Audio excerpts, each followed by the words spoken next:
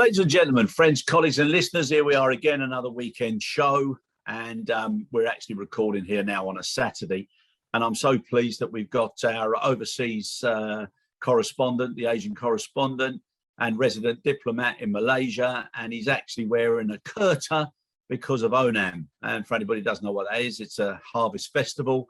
And for anybody who doesn't realise, Stephen does love to dress up, but we'll go into that later. So, Steve, lovely to see you.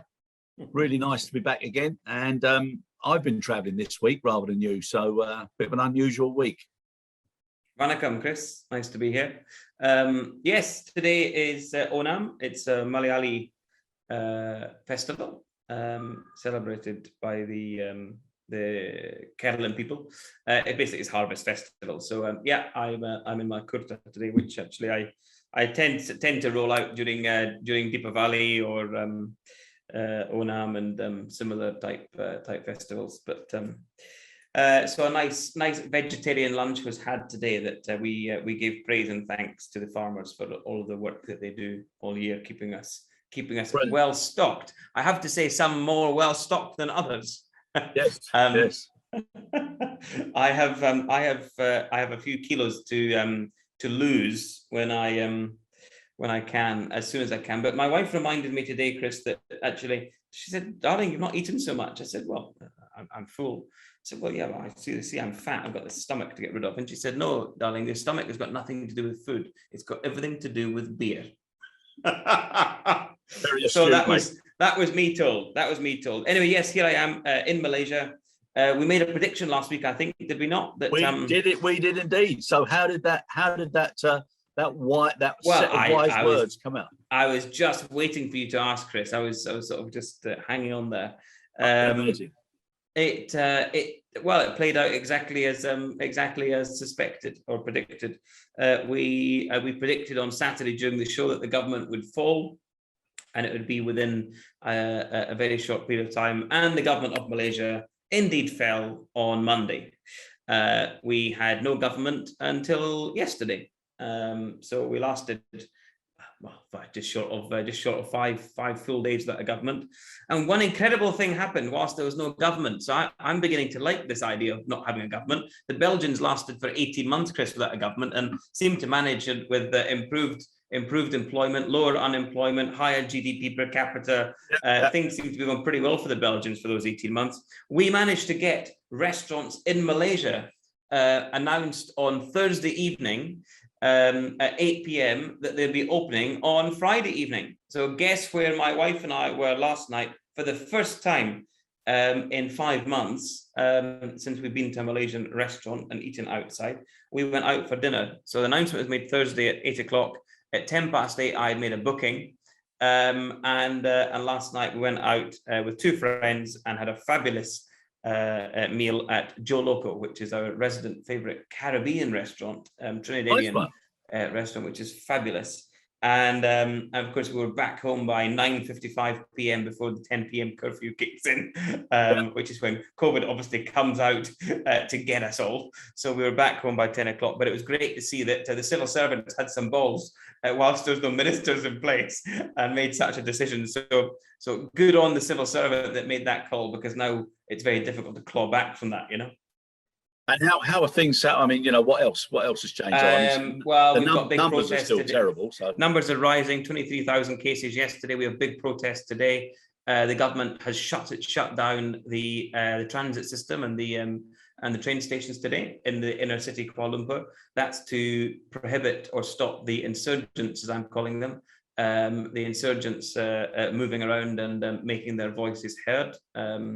But fair to say that the people here in Malaysia are not happy with what's going on in the last, well, not just the last week, Chris, but Malaysian politics in the last 12 months. And terrible timing, given that we've got a terrible, or having terrible times with COVID as well. Although I have to say they have made some stonking progress this week in the Kuala Lumpur city region, which is where I live. And we've now got 50% of adults vaccinated. So it's great. Fine. So we could go out last night, but I actually had to show my Malaysian vaccine certificate, not my UK vaccine certificate. Those are not valid. What you have to do is submit your UK vaccine cert to the authorities. They validate them on the QR code that you get off the NHS app, and then it's updated on your local app called My Sujatra, which you can then use to enter places. And diligently, the restaurants were checking last night. So you know that I'm not a particular fan of COVID passport, Chris. However, it has given us some additional freedoms here, given the rate of vaccines have increased such that they've opened restaurants, but they are checking, and they will check diligently. So I think we're going to be in for the next 3 to 6 months, still in for tough times, not necessarily simply due to COVID, but now due to the political landscape as well, which is rather unfortunate. Yeah, it's crazy, isn't it? But like you said about the passports, I mean, they are making a difference now. And now so many companies, especially those that are involved in hospitality, they're now starting to, like we've also discussed, insist or provide the vaccinations for all their frontline staff.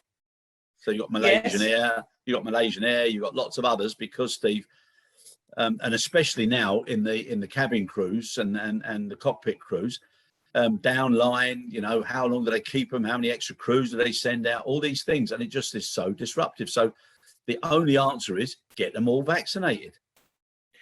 I fundamentally, Chris, there's no issue in principle with asking your employees to be vaccinated. That is a perfectly reasonable request. The point that is in contention, and that I have a problem with both Qantas, who made a major announcement on Wednesday this week, and with Malaysia Airlines, who also made an announcement, I think on Thursday, followed straight off the footsteps of Malaysia of Qantas. Is that it relies upon employees showing or confirming through statutory declaration, as is the case with Malaysia Airlines, or through showing their vaccination records, their health records essentially, to their employer Qantas to confirm that they're vaccinated. And excuse me, they've taken the line that I think is fundamentally outrageous, an outrageous slur on liberties and people's ability to not disclose their health records to anyone but their health professionals and practitioners who look after them. But where does this end, Chris? At what point does this end? So Qantas have said no jab, no job. If you've not submitted your records by November, you're out the door. Essentially, which we also discussed. So I do feel at this moment in time, if this was a football match, I'd be 2-0 up and it's nearing half time.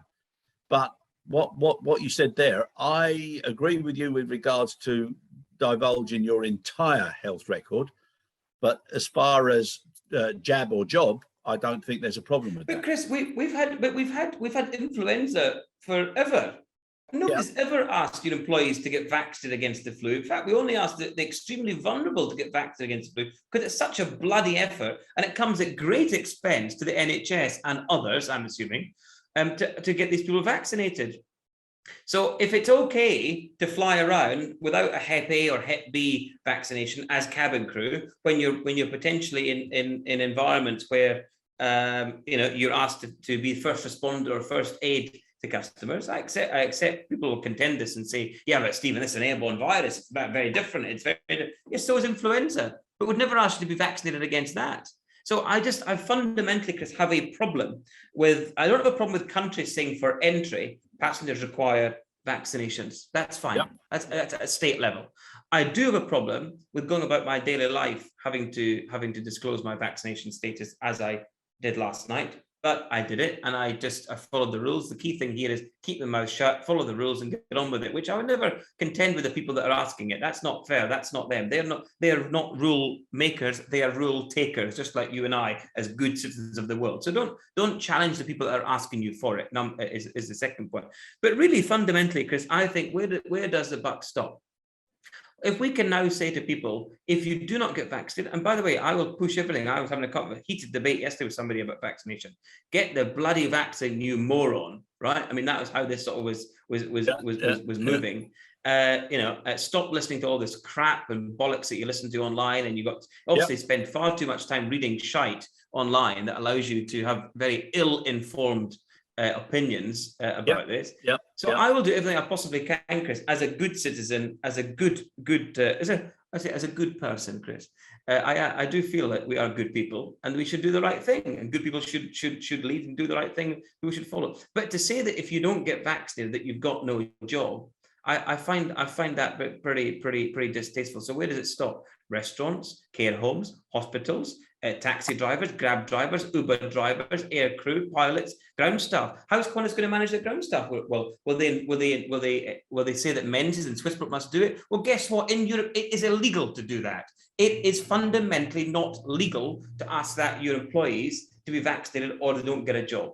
So these have been tested by carriers in Europe already who've tried to go down this path, and curiously, Qantas have excluded their overseas workers from the policy. So doesn't that just make a mockery of the requirement to be vaccinated? Because how do you then have these cohorts working together and mixing together? Is this just not about getting the message out there? And this will happen anyway. They've already got such high vaccination rates anyway, that why don't you just let that happen naturally? Why must you say that if you don't get vaccinated, you won't have a job? I find that to be the really impediment for me supporting such a system, although I will support the messaging. Lovely.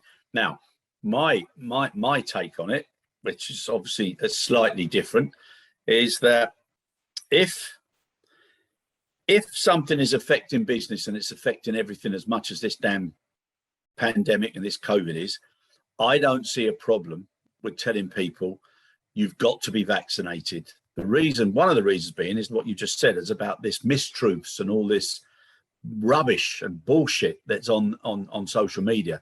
And when you look at some of the people in the positions that they've got, there was a story in the newspapers about a senior doctor who also was, how can that? And I also don't know how they can be so naive or feel that there's this, bigger or mirror world that's telling people things. I just find it amazing, Steve. So as far as I'm concerned, if you can't use logic to convince people why it makes sense to protect themselves and anybody else they come into and the companies they work for, because the disruption with this pinging and quarantining and people abusing the opportunity to stay away for a few weeks if the weather's good and all this is wrong, Steve. So I don't see a problem by saying, boom. Now, in the future, and just like if you're demolishing a wall in a house or whatever, those first few bangs, it almost as if the sledgehammer is bouncing back at you. You're making no impact. And you've got to get a little hole somewhere. Then once you get that little hole, you start going along in light. Then all of a sudden, it all starts dropping down. Then you have to stand back because the whole bloody thing will fall down if you do a tiny little tap. And I think that's where we've got to be now. We've got to do, people have got to be tougher. Now, you mentioned about the flu jab. I also think once they start crunching statistics and putting all their numbers together and algorithms, and they work out how many days are lost through flu and passing the flu, to colleagues and everything, and not wearing masks, it's going to start to change the way people practice everything in communities moving forward. So I do think this is just the start. And I think people will start to say either you're incentivized by the number of days of attendance, but if you're off because of some of these issues and you chose not to get jabbed, maybe there'll be a financial penalty or something. But things are going to start changing moving forward, because this is only the tip of the iceberg. We're going to go through ups and downs with this damn thing now for years and years to come. And people will start looking at which is the best way, the wrong way, etc. Now look at Israel, giving everybody warnings. Now they're going into a fourth wave. Because they're saying that now the vaccines are waning off near the end and people are not as immune as they were, and now they're giving people the third jab and they're telling people not to be so open. As soon as things hit good numbers, don't suddenly throw the gates open and hallelujah, here we are, free for all. People have got to be more aware now. It's a different world, Steve. So 2-0 does me. Passport, job or jab. I don't know how to go. I like how you're judge and jury there. I'll just wait for the executioner to arrive. Yeah, no. I can also put a hood on as well, Steve. No problem there, mate. No problem at all. I know you can. I've seen you in action, Chris. But I genuinely, now something that I do value your opinion. No, I value your opinion on everything. But the PCR testing. So now with the CMA, the Competitions and Market Authority is now looking into how it's been done, how it's been handled, and the pricing. That PCR testing is ridiculous. the cost. And I don't understand. I don't understand the reason why, because if you've been double vaccinated, okay, all right, it's good and it's nice to know maybe that you're able to carry it. And as the Israelis are proving that you can and you can pass it on, then it's important to know. But so many tests, the cost of it is ridiculous. Well, I think as we were going through this, I mean, I think there were different tools in the arsenal, different weapons to use against COVID at different times of virus load in the community, in hospitalizations, death rates, and the tools have to change to recognize the benefits and the improvements that we are seeing, particularly in hospitalizations and death rates, Chris, which are continue to be low relative to where they once were. And so I guess in the same way that we've changed the tools or we've adjusted the sensitivity of some of these tracking apps or the contact tracing apps, and we've seen a massive reduction now in pings from the NHS reported this week, which is good. So as vaccination rates increase, I think we'll see the tools choosing. That's just one example of how they've changed it.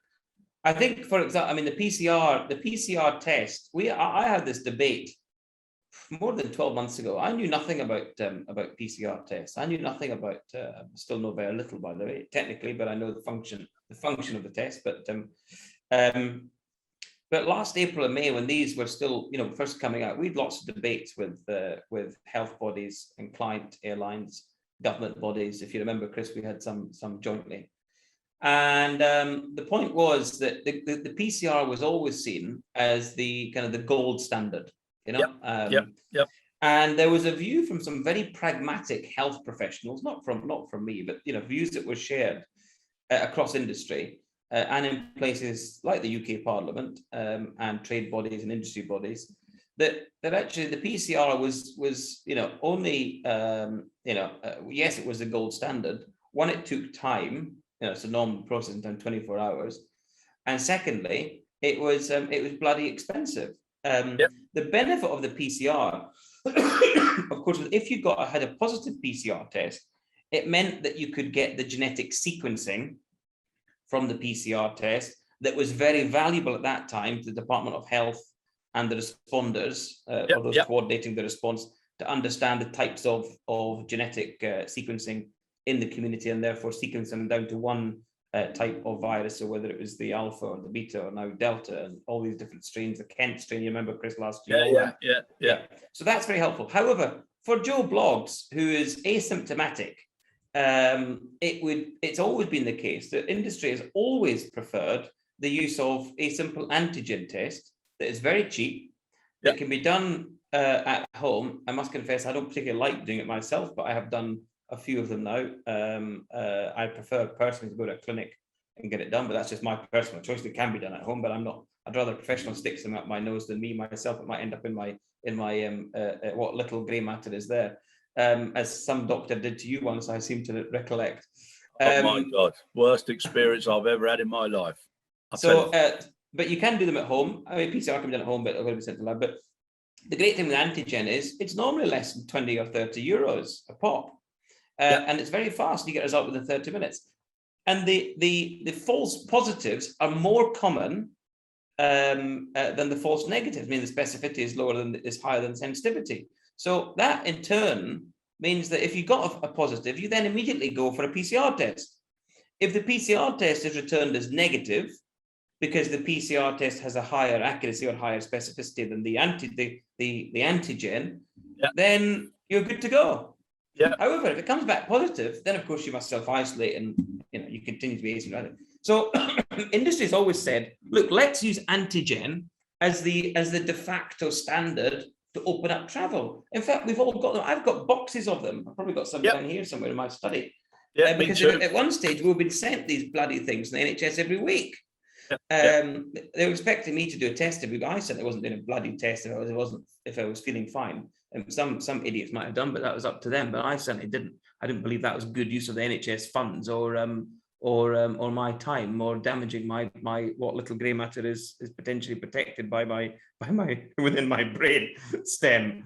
So I think, Chris, industry's always said, let's use antigen as the standard moving forward, and I think that's fine. However, there will also come a point in time, because where we learn to live with this virus, it's livable, right? Yep. There might be 10,000, 20,000 cases, there might be 2,000 deaths a year. I wouldn't like to say that's okay, but it sounds reasonable to me to expect a low number of deaths with caseload that is managed in the community, as we do with influenza, for example, right? Yeah. At that point, Chris,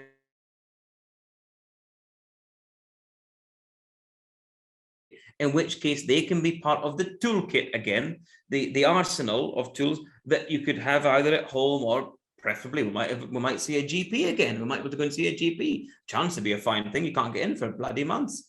It would appear the GPs seem to have all pissed off and they want to work from home, lazy buggers.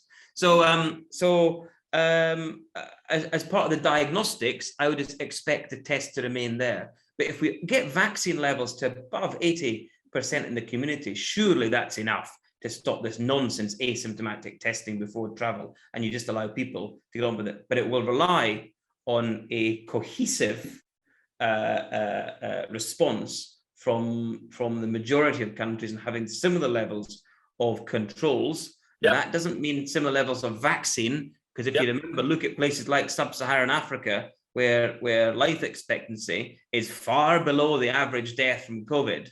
And therefore, you don't need to have the same levels of vaccine in the community, I would suspect, than you would do in communities where the average life expectancy is much longer, where comorbidities are more prevalent, because we got fatties and heart disease and diabetes, which seem to be the killers mostly in the Caucasian world, less prevalent actually in these other parts of the world. And therefore, you will still need to have higher levels of vaccine to control COVID and its successors, heirs and successors. It's amazing. Also, I was talking to a doctor who I know, and he's thank you. His family connections are incredible. In Nigeria, and he was saying how low the vaccination uptake is, and that they reckon that because they're prevalent to malaria, that it doesn't affect them so much. Well, I'm not sure about that correlation, Chris, because I'm in a malaria-ridden country here, and dengue. We have malaria and dengue. Yeah. I've had malaria. I tell you, it's not very pleasant, but dengue is even worse. Yeah. Not something you want to be catching from these dirty mosquitoes. The females. It's always the females, never the male mosquito that bites. It got the disease inside. But I do think, Chris, there's something to be said. I'm not going to sound like a cuckoo now, right? Because I don't believe in kind of voodoo medicine or all this kind of black magic. But I do think there's something to be said for diet, and there is something to be said for lifestyle. And the people that Malaysia has one of the highest heart disease and diabetes rates in the world, and consequently, Malaysia, if you look at the caseloads now and the deaths, we're one of the highest in the world from COVID. Our poster boy, our poster child sort of image from last year has long gone, and we are now not doing very well at all. But we've got a lot of heart disease here. We've got a lot of fatties, and we've got a lot of sugar in the diet, and therefore that I suspect contributes. I don't think that is the case necessarily in some of these other countries, Chris, and the likes of sub-Saharan Africa, whereby you do have issues with healthcare in the community, because investment and distances and all sorts of troubles. You and I have seen it when we've been down there. But I have to say, Chris, life expectancy is far lower than in these parts of the world, and it seems to me, I've always said, well, look, why are the African caseload so low? It's been peculiar, but it's not addressed. Nobody wants to talk about these things. They don't want to talk about it. They want media to talk about fanfare. They want hype. The media would love this to go on for years. It keeps them all in a bloody job. These useless bloody reporters that I agree with that. I agree. The fear keeps predicated. Yeah, you can do so much with fear. It's terrible, isn't it? But the other thing, Steve, I was in Saudi last week. Okay, and I travelled, mate. Yeah. How exciting, Chris!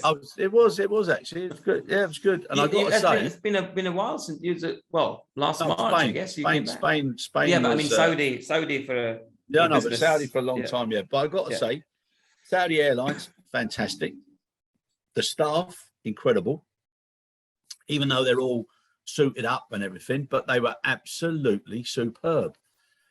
And, some of the new aircraft, really comfortable, fantastic. And when I had to do the PCR test there, they only did my nose. So I said, why is that? And they said, no, we can get enough, if not more than enough from your nose. We don't have to go to the back of the throat, which is very good for me. They're just looking at you and deciding that. No, not because of my nose. It's my nose is smashed all over the place. But they were doing it. And so for me, that's great because I'm a gagger. And then when I got back here and I did my day 2 test last night, the poor young lady there, she said, are you ready, sir? And they do this, 10, 9, 8, 7, 6, and then they go 1, 2, 3. So you know how long it's going to come and all this business. So she's doing it. Oh my God, I must have gagged about half a dozen times. And in the end, she was like, her head was bouncing back every time because she's waiting for me to gag. But it's a bit like security, take your shoes off, take your laptops out. Why is there a different style in different parts? I don't understand it. Technology for that answer, laptops and shoes. Yeah, exactly. But it's hard for consumers to understand why do I take my shoes off at one airport in the same country and have to take my laptop out in the same country? And they don't realise it's to do with the scanning equipment and various other things. But the same thing now with the PCR testing. Lots of things we don't want the passengers to realise, Chris. Security normally is a very good visible presence, but it's not there, as we know, as a catch-all. No, of course not. But getting back to Saudi, absolutely incredible. Their system internally, very, very effective. And all the restaurants, anywhere you go into buildings, etc., you'd have to be almost like a 007 to get past it. So it's very, very effective. And I've got to say as well, lots and lots of things happening in Saudi. And one thing I was looking at was the upcoming Formula One on the 5th of December. And it's a C course. It is fantastic. So anybody that's into Formula One, if they get a chance to go and see it in Saudi, I would highly recommend it because it's going to be spectacular. An evening race, all the light on the sea and what they've done, the way they've designed it, it's absolutely incredible. They're doing so much over there, Steve. I know. I'm a big fan of Saudi Arabia. In fact, I was watching a video night before last. A guy that anybody that follows travel might know is a guy called Sam Chewy. He's an aviation travel blogger, and he had a video on Saudi Arabia. And I very rarely comment on these things I watch, but so I never comment or say very much. But I know you'll find that difficult to believe. I'm going to say it must have been either early in the morning or very, very, very late at night. Late at night, and there's a bottle of hibiki involved, Chris. Yeah. Oh, good Jesus. Yeah. So, I think it was that night you asked me why I was still awake. He said, "Are you in the UK? Are you in the UK?" I said, "No, I'm in Malaysia." "Oh, why are you still awake? It must be 4 o'clock in the morning." I said, "Yeah, I was doing crap like that." No, actually, I was working, but then I was looking at it. But I commented saying, "Look, there was a lot of negative comments on there about Saudi government, Islam, the Saudi people." And I just said, guys, this is all utter codswallop. One, please don't comment until you've been to a country and experienced it. Number two, I have had some of the most fabulous times in my personal life and professional life, as you have, Chris, working and living in Saudi Arabia. Number three, I have met some of the most hospitable, welcoming, kind, warm-hearted people. I would say sometimes they're a bit slow to warm up and to sort of embrace. They're a bit cautious, but I think lots of people are that way inclined. Particularly, that tells you more about the people that they're engaging with rather than the Saudis themselves, I would say. But once you get to know the Saudis, they are friends for life, I tell you. And the fourth thing to say is, I've seen some of the most fabulous things, eaten some of the most fabulous food, traveled some of the most wonderful historic cities in Taif or in Maidan Saleh or up in North Obhur, and some of the diving I've done there, Chris, in the Red Sea and just off Obhur and Jizan, diving off this, just fabulous. So I must say, there is still some way to go to convince these Neanderthals that believe that Saudi Arabia is anything but a beautiful, warm, welcoming, hospitable place. And it's their loss, I have to say. If they don't want to visit such a wonderful place, then leave them be. But don't comment until you know about somewhere. And I will always fly the flag for Saudi, and I know you will as well, Chris. Yeah, no, I got to say, I totally agree with you. Some of the nicest, genuine people I've ever met. And what you said there about friend, if they call you a friend, I know it's easy in the Middle East to say, you know, treat me as your brother, or I'm your brother, and Habibi, and everything like that. The thing that gets me is when they say, like, you know, treat me like your son. I'm thinking, no, older brother will do, not son. But if you genuinely, nobody's ever said that to me, Chris. Well, yeah, well, you wouldn't be, you'd have to be going to schools for someone to say that to you, son.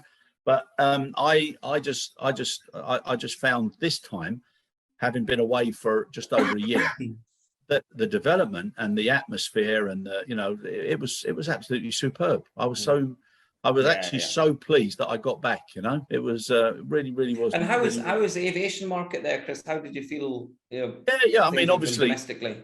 Obviously cargo, on the cargo side, it's fantastic.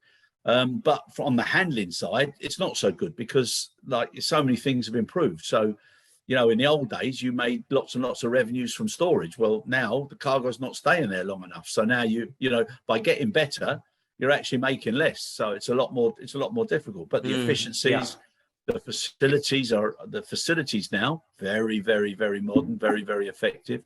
And and they're continuing, so that's good. The ports, I managed to meet His Excellency Omar Hariri, which was His Excellency, and justly deserved. Wow. Absolutely incredible. Congratulations, Mabruk, Omar.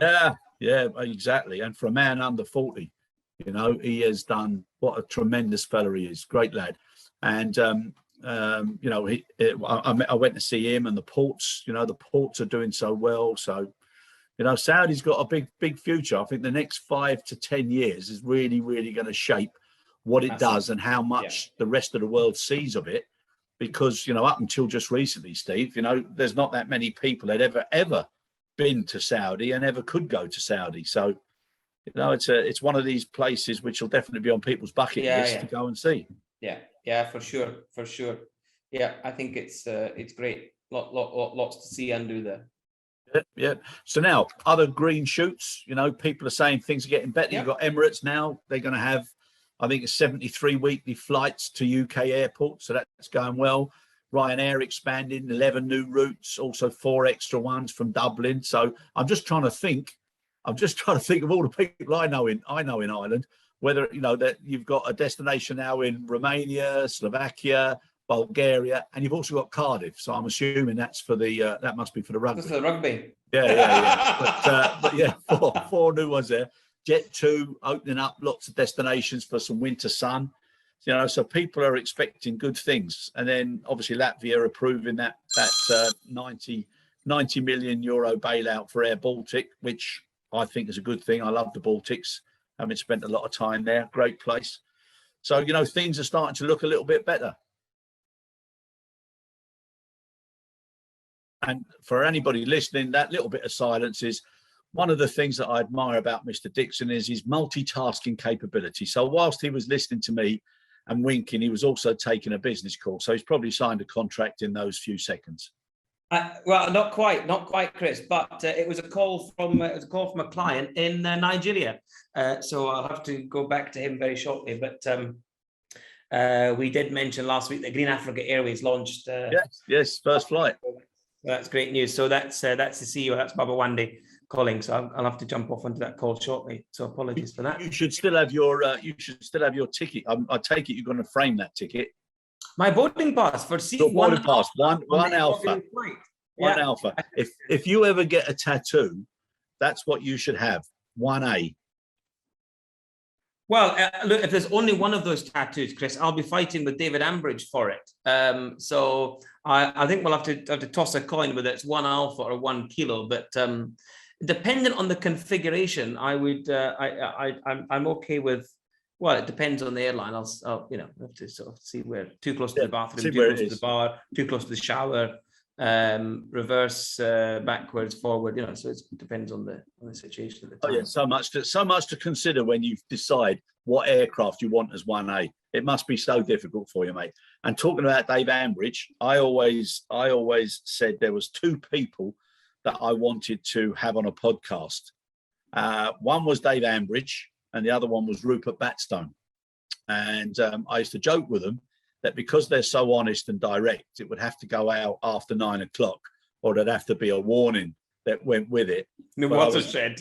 Yeah. Exactly. But I was lucky enough to do a podcast with Rupert, and I really, really, really enjoyed it. What a nice. When is that gone out yet, Chris? It's already gone out. Yeah, it went out. It went out last week. How are you faring? How are you faring with getting Ambridge on? Well, funny enough, some of the comments that came back with regard to Rupert was that was I warming up in preparation for getting Dave Ambridge on, and Dave was saying that I'm not brave enough to get him on yet. But no, he's definitely going to be coming on soon. But Rupert, he's a class act. He's one of the funniest, most genuine, direct men I've worked with. And where he's represented customers. So he was recently with Swissport, so he's only just retired.